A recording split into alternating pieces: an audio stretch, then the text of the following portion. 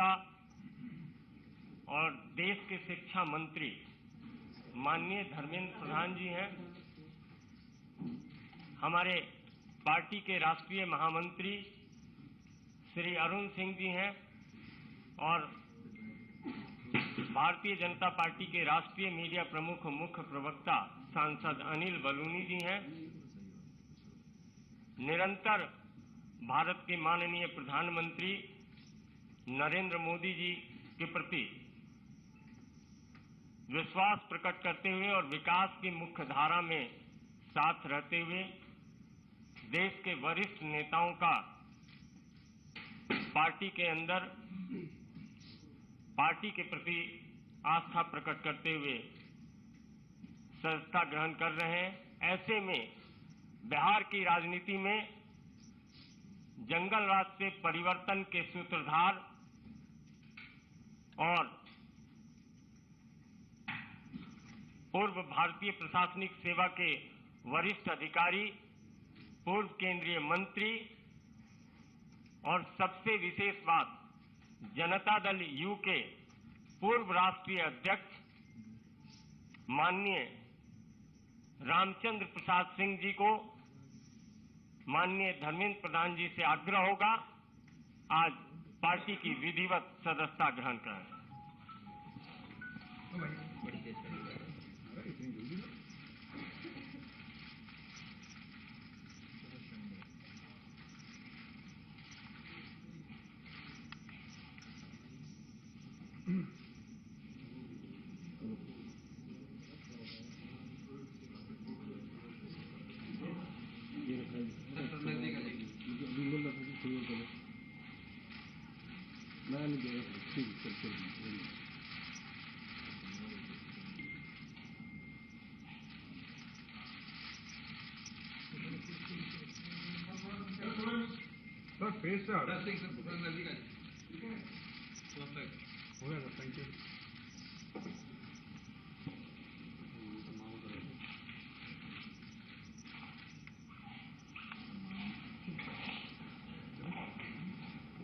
मेरा विनम्र निवेदन है माननीय धर्मेंद्र प्रधान जी से कि आप संबोधित करें। माननीय धर्मेंद्र जी।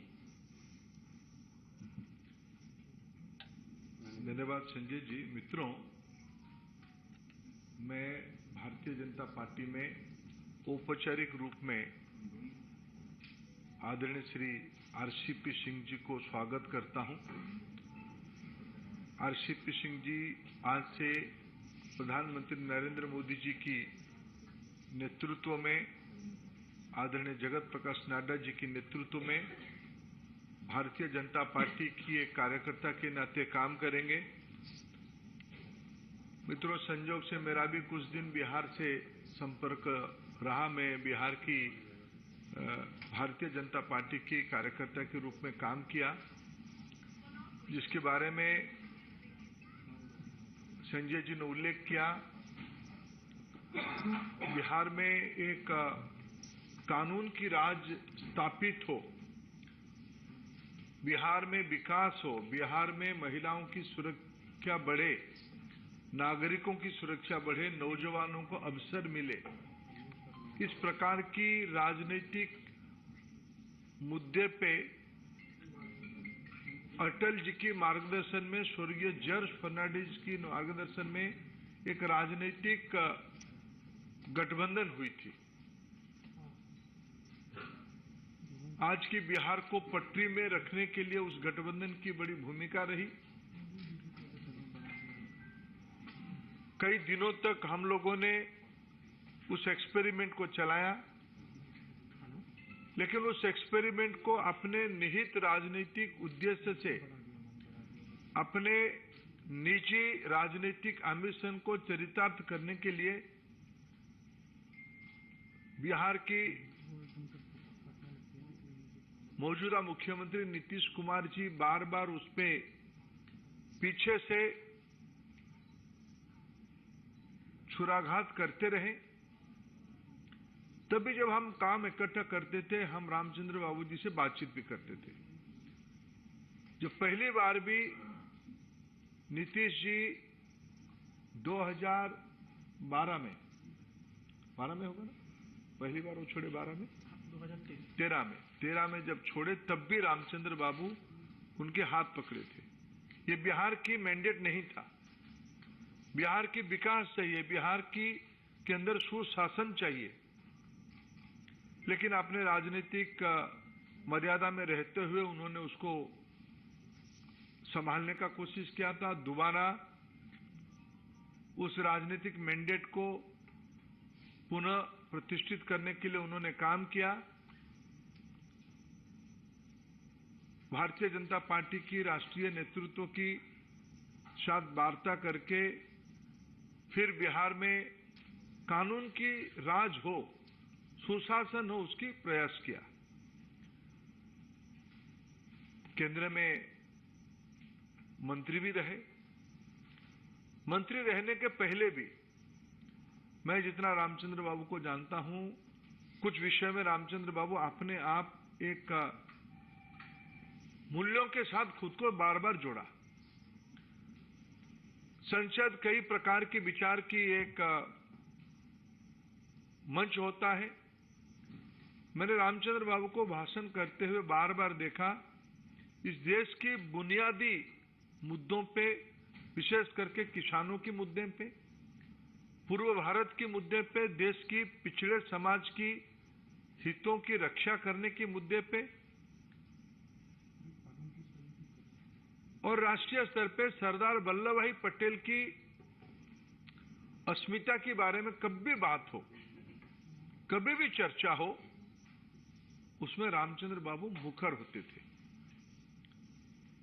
उस समय में वो दल नहीं दिखते थे, एक कॉज के साथ खुद को आइडेंटिफाई करते थे। मैं निश्चित रूप में बिहार की जो वर्तमान राजनीतिक स्थिति है और आरसीपी सिंह जी की एक ख्याति है, जनता दल यू को एक राजनीतिक प्रक्रिया करके आज की जो रूप उनकी है उसको खड़ा करने में आरसीपी सिंह जी की बहुत बड़ी भूमिका रही है। एक प्रकार से भारतीय जनता पार्टी की जैसे एक संगठन मंत्री की भूमिका रहती है, पीछे से चीजों को मजबूती से रीढ़ की हड्डी की तरफ वो उसको संभाले थे। जो बिहार में अति पिछड़ों की प्रयास चली, प्रयोग चली, उसके पीछे उनकी वैचारिक स्पष्टता के साथ उसको संगठित करने में बड़ा भूमिका रहा है। मैं बिहार में काम किया हूं। पंचपोनिया समाज में रामचंद्र बाबू जी की पहचान और प्रवेश मैं खुद एक कार्यकर्ता रूप में जानता हूं। अति पिछड़ों में क्या विश्वसनीयता आरसीपी सिंह जी की है मैं जानता हूं। ऐसे एक नेता को आज प्रधानमंत्री जी के नेतृत्व में हमें शामिल करते हुए गौरव होता है। आरसीपी सिंह जी की बिहार में भारतीय जनता पार्टी में योगदान करना पार्टी को वहां और मजबूत करने में निश्चित रूप में मदद होगा। हम लोग सफल होंगे। मैं आरसीपी सिंह जी को पुनः बीजेपी में स्वागत करता हूं और निश्चित रूप में उनकी सेवा पार्टी के लिए सकारात्मक रहेगी। मेरा विनम्र निवेदन है, जनता दल यू के पूर्व राष्ट्रीय अध्यक्ष जिन्होंने अभी अभी पार्टी की सदस्यता ग्रहण की है, ऐसे माननीय श्री रामचंद्र प्रसाद सिंह जी से आपको संबोधित करें। माननीय रामचंद्र प्रसाद सिंह जी। बहुत बहुत धन्यवाद संजय जी। आदरणीय धर्मेंद्र प्रधान जी, आदरणीय अरुण सिंह जी, आदरणीय अनिल बलूनी जी, यहाँ मीडिया के सभी साथीगण, मेरे लिए यह बहुत ही गौरव और गर्व का क्षण है कि आज मैं भारतीय जनता पार्टी की सदस्यता ग्रहण किया हूं। इसके लिए सबसे पहले तो मैं माननीय प्रधानमंत्री जी को, पार्टी के राष्ट्रीय अध्यक्ष आदरणीय नड्डा जी को, गृह मंत्री आदरणीय अमित शाह जी को और जिनके हाथों से आज मैंने सदस्यता ग्रहण किया, आदरणीय धर्मेंद्र प्रधान जी के प्रति आभार प्रकट करता हूं कि मुझे आज यहां उन्होंने सदस्यता ग्रहण करवाया। और मैंने इसलिए अपना बताया कि गौरव की बात है कि आज आप देखिए विश्व की सबसे बड़ी आबादी का देश भारतवर्ष है, सबसे बड़ा लोकतंत्र भारतवर्ष है, और इस भारतवर्ष में सबसे बड़ी जो पॉलिटिकल पार्टी है, जो राजनीतिक दल है, वो भारतीय जनता दल है, भारतीय जनता पार्टी है। और इसकी सदस्यता ग्रहण करने में सचमुच अपने आप में गौरव महसूस होता है। और जितनी बात कह रहे थे अभी धर्मेंद्र जी, अभी मैं सुन रहा था, रोज मैं सुनता रहता हूं, आज भी आप सुनते रहते हैं, जो हमारे पहले नेता थे वो क्या बोलते हैं कि देश में कोई काम नहीं हो रहा है। हमने कई बार उनको आईना दिखाने की कोशिश की कि अगर कोई काम नहीं हो रहा है तो नीतीश बाबू ये बताएं कि आज भारतवर्ष दुनिया में 5वीं सबसे बड़ी अर्थव्यवस्था है, ये कैसे हुआ? ऐसे तो नहीं हुआ। आज अभी मैं आया यहां, उसके पहले मैं देखा मुंबई में उनका प्रेस कॉन्फ्रेंस चल रहा है, बड़ी बड़ी बातें कर रहे हैं। गए किस काम के लिए? जरा सोचिए कि देश कहां चला गया और बिहार आज भी कहां। पहले क्या बात करते थे वो? जब भी उनके पास जाइए कहेंगे मैं बिल्कुल क्राइम के खिलाफ हूं, करप्शन के खिलाफ हूं। उनको सी शब्द से बड़ा प्रेम रहता है, लेकिन सी से चेयर भी होता है, तो कुर्सी के लिए ही आजकल सब काम में लगे। आप बिहार में चले जाइए साहब, बता रहे थे धर्मेंद्र जी कितनी मेहनत की गई थी जब 2005 में सरकार बनी थी एनडीए की, किस प्रकार से वहां कानून का राज स्थापित किया गया था, किस प्रकार से सब व्यवस्था की गई थी।